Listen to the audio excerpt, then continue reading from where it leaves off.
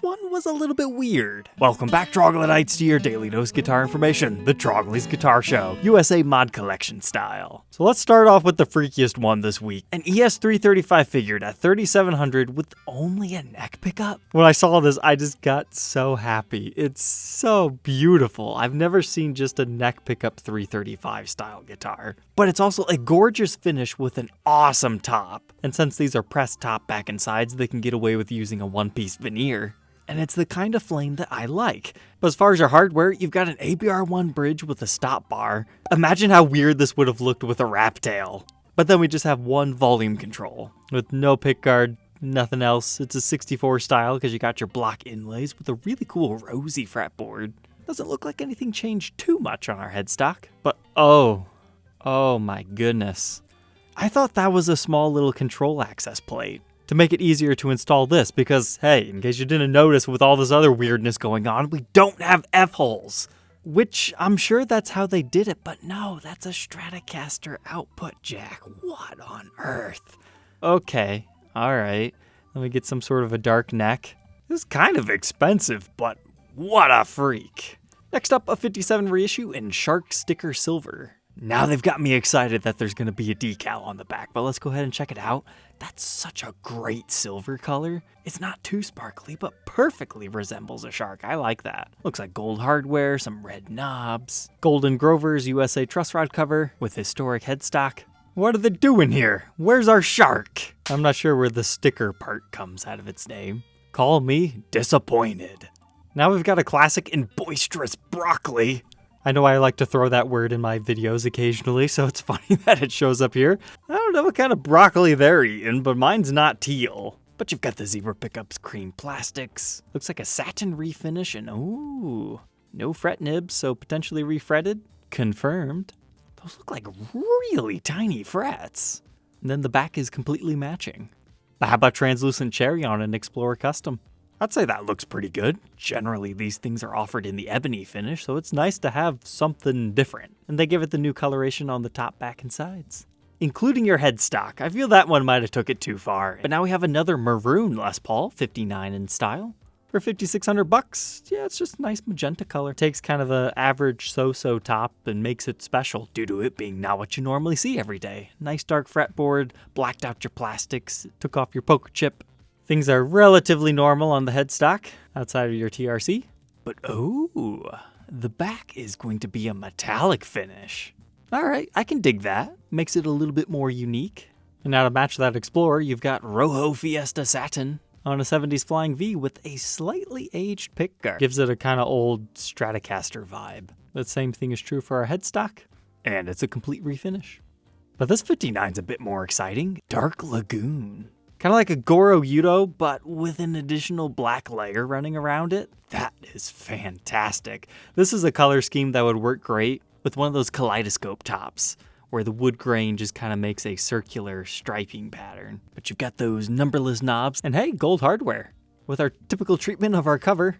But here's a sneak peek of what our back's looking like. Nice side profile shot. It's your regular aniline dyed red. And hey, Glucin waffle back tuners. Sweet.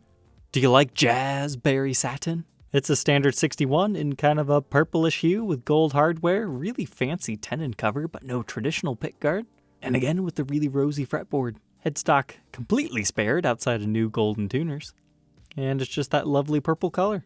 But this standard 50s in Cyan Sunset kind of reminds me of the old Cinnamon Burst from late 90s, early 2000s on the Les Paul Classic. Not exactly the same, but similar enough. But okay, I was wondering if they were going to spice it up. There's two things I noticed. A, we've got a black stinger, and B, the old shielding back plates. That's the reason why they're textured. They have built-in shielding to them. So I wanted to see if this was like an older guitar that they remade, but no, it's a more modern one. So maybe they got some to use up, or they found a supplier of that. Because that's the thing. Weird knobs like these, they just get it from Advanced Plating Incorporated. You can buy them too. Same's true with like those voodoo knobs. It's not new old stock stuff. They're just ordering it in for fun. But we can end out the USA side with Soft Aqua Satin 61 Custom Shop SG. For $4,500, it's a satin baby blue with some aging to our pickups and reflector knobs and one of the darker rosewood fretboards that you'll see. And finally, A headstock the way it's meant to be. But the back, completely blue. That's certainly a different taste than the usual aniline dye cherry. But now what's the European mod collection up to this week? Well, we've got Gummy Shark. It's a 70s Explorer, but haven't we seen this like 2 or 3 other times with various other different names? It's a blue Explorer with a white pickguard. Looks like this one's been refretted as well with jumbo fret wire. And the back is also blue. But then we have Dark Syrup Burst for €3,200. I suppose if you're looking at your syrup in the light, I can see what they're kind of going for. But this takes me more so towards the month of October. Metal knurled knobs, only zebra pickup in the bridge. And if you're going to do those style knobs, I thought for sure they would have coil splitting, and they do. And that's a 500T in the bridge. But the back is just cherry red. I think this is my favorite one this week from them. Imperial Orange Satin. I don't know, something about it is just so refreshing. The bright orange attacking finish with the gold pickguard. It plays off each other very well. Very royal, but they capped off your stop bar studs over here. Put one of them fancy Gibson Maestro Vibrolas on it, which are not cheap. We've got uncovered pickups and nice custom Bucker Alnico 3s.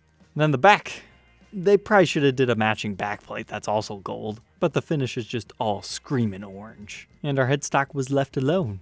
These guys don't sell through a lot of inventory, but yeah, that was kind of a no-brainer why that one went. But then we have Blurple Burst. Another name that sounds oddly familiar, so I think we might have seen this one in the past. Yeah, I totally remember, because this actually started as the Manhattan Midnight finish. So it was blue, but then they sprayed it over a satin purple. So that's why you've got the bald guy burst going on up here. But hey, at least they sprayed over the headstock, also gave you the purple logo. That's nice. And it's funny because the yellow silk screen has now a little bit of purple over it, so you get kind of a reddish lavender hue. And whoa, okay. So we got some new photos here. Yeah, I guess I understand why it's called Blurple, because in certain extreme lighting situations, you still see the Manhattan Midnight finish. That must be a peekaboo purple. And then Trans Candy Les Paul Special. So I would assume it's got some sort of a metallic nature to it, and it's green. But uh-oh, we don't have adjustable pole pieces, so those are not regular P90s. They called them Sold Pole P90. I think they meant solid pole, which means they just changed out your pole pieces to solid coils. Maybe it sounds good, maybe it doesn't. I was expecting the P90S pickup. But now our demo shops. Our overseas friends did not update this week, so only the USA. Check out this Access Custom in Bengal Burst. We've seen a lot of these over the years, but it just boggles my mind how different they can all be. This one was shot way too heavily in red, but I like it. It's cool. It's almost like they went for the 34 burst pattern right here with the yellow, or maybe it color shifts in person. But I enjoy what they did here. Just nice rustic red flames. But on the back, everything's just the same. Comfort cut, swoop, apex head carve. But this one threw me for a loop. So it's a 59 reissue, VOS, called a green lemon, gave you black pickup rings for some reason, which really changes everything about it. But you have a reverse chevron flame pattern, a subtle one, but close enough to it.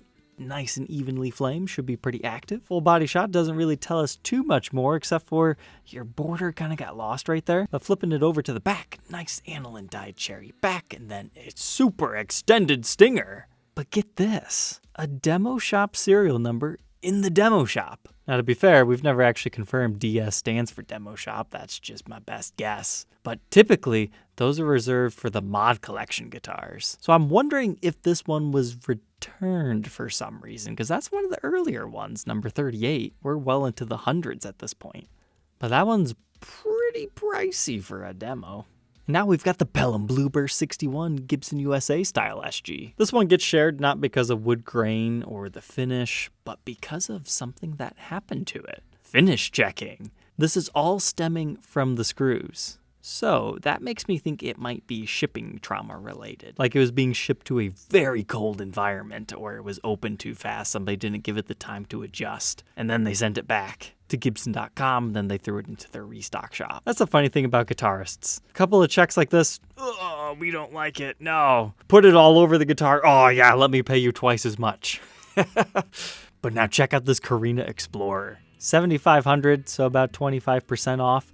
It's got a lot of blistering within it, so it's kind of like a bird's eye Carina body in a roundabout way. And they threw the black plastics on it just to make it look extra evil.